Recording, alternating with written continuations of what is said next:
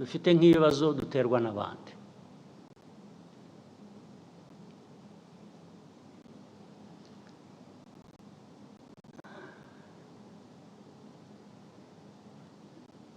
Reka mpere ku bibazo by'akarere turimo.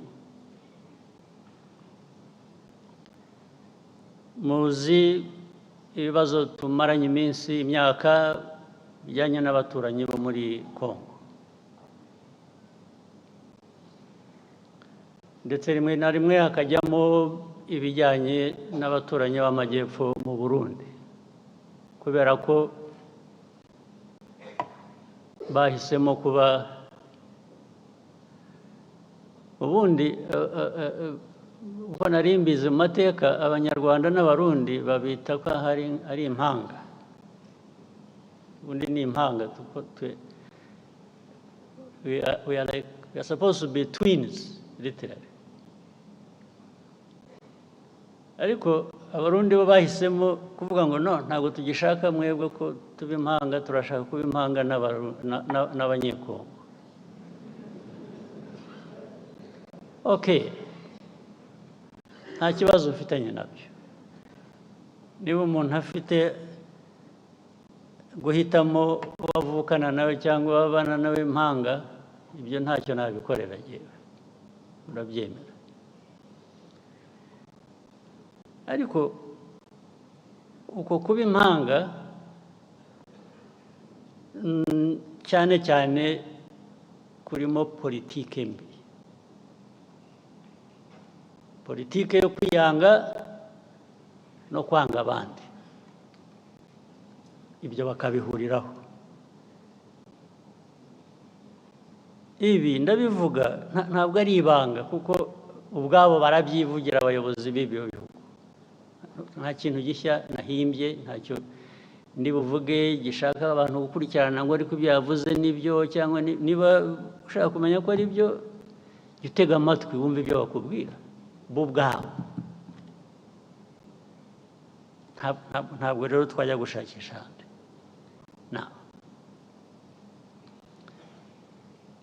Izi ntambara zimaze iminsi,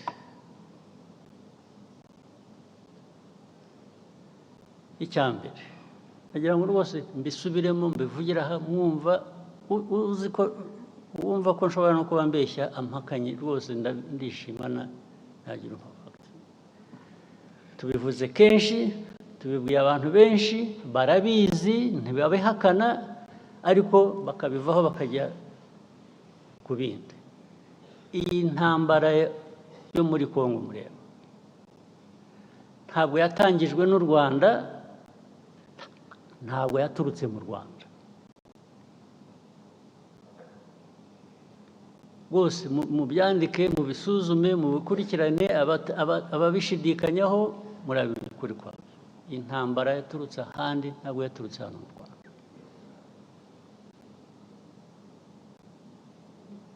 Aho handi sinirwa mpasubiramo, narahavuze, sinirwa nongera kuhasubiramo. Yaturutse kuri Congo, ariko ituruka n'ahandi. Uko babigenje hagati yabo, ibyo ntabwo bindeba.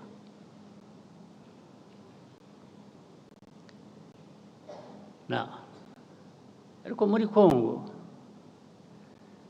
ikibazo u Rwanda rufitemo ni iki? Ikibazo u Rwanda rufite muri Congo kijyanye n'interahamwe ziri hariya, na politiki na ideology ishingiye kuri genocide, kandi bigahora iteka batunga u Rwanda urutoki ngo turaje bagenze nk'uko twabagenje ubushize. Ubushize murabuzi ko byabaye, ubushize murakuzi.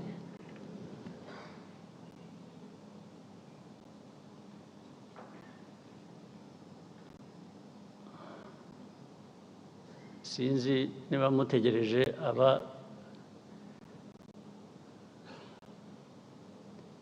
ubushize abo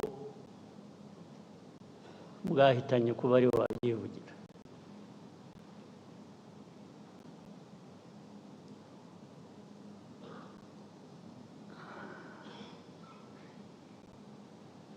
Ibyo rero nabyo bikongera ibyo navugaga bituruka hanze,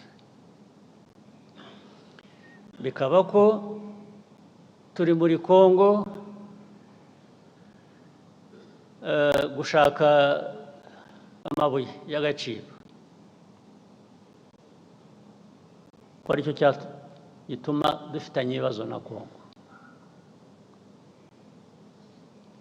Bikaba ko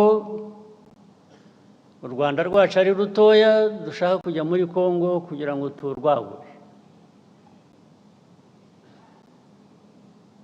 Impamvu zikaba nyinshi, bakahimba impamvu, ariko bakanyura iruhande rw'ikibazo kimwe bazi nabo bagizemo uruhare,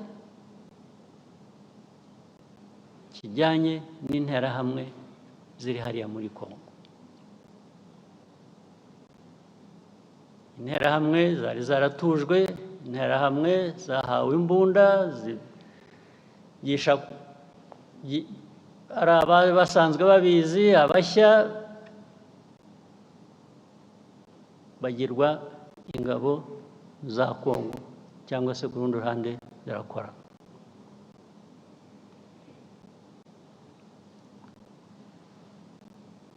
Loni UN ijya gushyira ziriya ngabo za UN muri Congo, MONUSCO, mwibwira ko bazishyiriye kugira ngo bigende gute? Kuki barinze gushyirayo ingabo za Loni muri Congo? Ariko kugeza n'ubu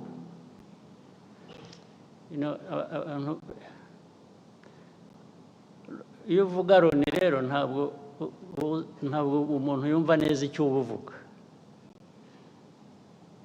cyangwa iyo uvuga international community, whether UN or international community, they more or less add up to nothing, because the UN is everybody, but at the same time it is nobody. The international community is all of us,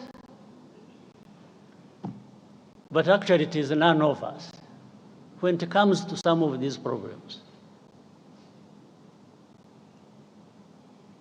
So you don't know who to hold responsible. Who is supposed to be held responsible? In the end, the convenient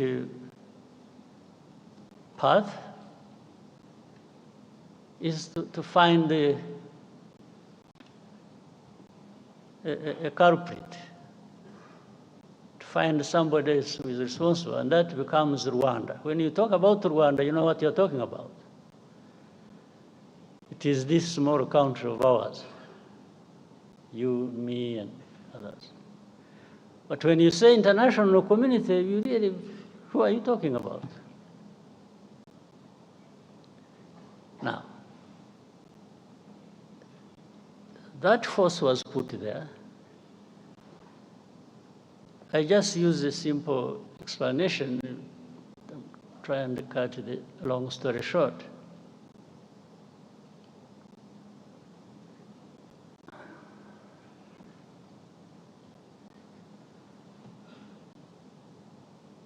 Many times,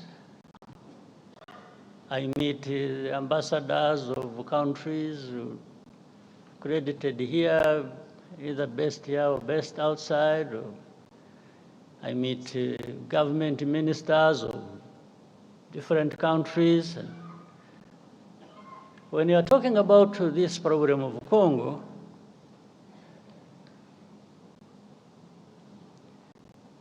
one of the many questions they ask is always, how many Interahamwe are there in Congo? How many FDLR? In other words, what they are trying to say is, you have turned it into such a big problem when actually They say some of them are old. They are 90 years old. I say, but if you are saying they are 90 years old, it means they are there.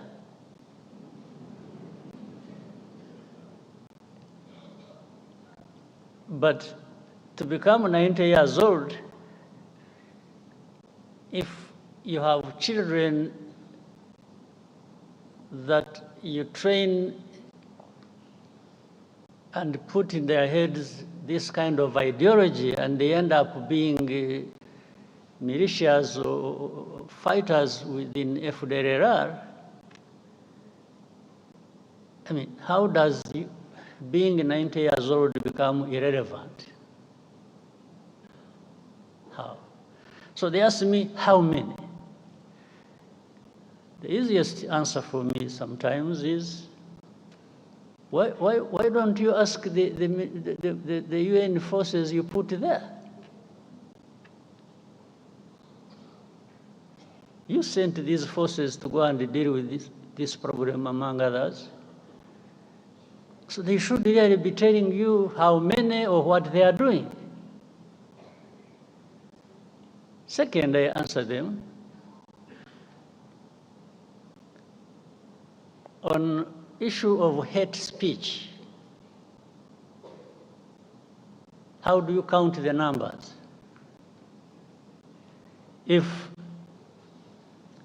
the president of the country, that is Congo, or his assistants or heads of different institutions publicly talk about genocide, talk about attacking Rwanda, talk about all kinds of things as relates to genocide ideology. How do you count that in numbers? So you tell me how many give such a speech? Well, I also tell you, even if you think there are few who give such a speech, there are millions who are listening. And among them, they are recruited into that, and they become part of the threat that Rwanda faces. Others come and say, yeah, but Rwanda, I think you are strong enough. I have not understood the meaning. I say, strong enough to do what?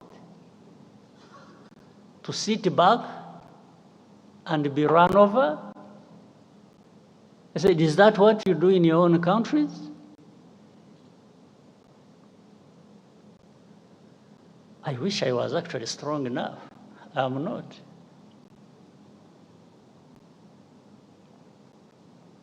I wish I was strong at all. Then I would, take such threats as simple as something I can deal with as and when I need to do that.